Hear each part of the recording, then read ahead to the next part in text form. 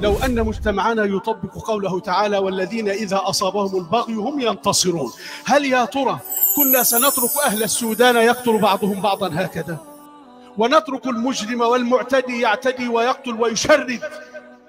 1000 شخص دفنوا أحياء في الأسبوعين الأخيرين، 1000 شخص، ودي إحصائية بسيطة. 1000 واحد دفنوا أحياء في السودان. لماذا؟ بأي حق؟ بأي ذنب؟ يا أخي حتى مهما تكن ملته لا يجوز فعل هذا.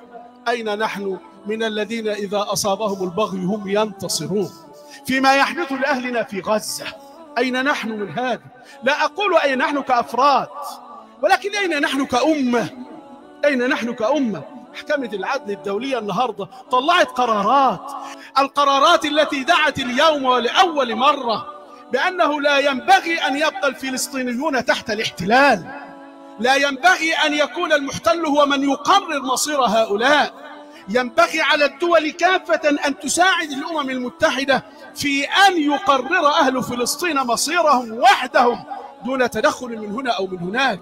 ولكن نحن والعياذ بالله نطبق الآية معكوسة: إذا أصابهم البغي ناصروا الباغي، وقفوا إلى جواره.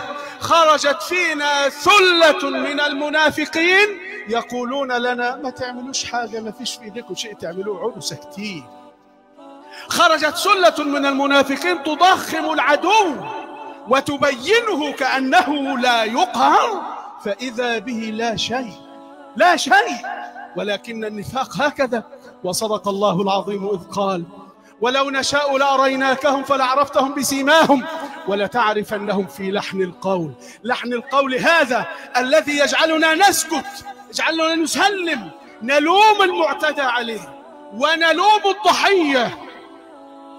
ولكن يقول لنا ربنا سبحانه وتعالى: ولنبلونكم حتى نعلم المجاهدين منكم والصابرين ونبلو أخباركم.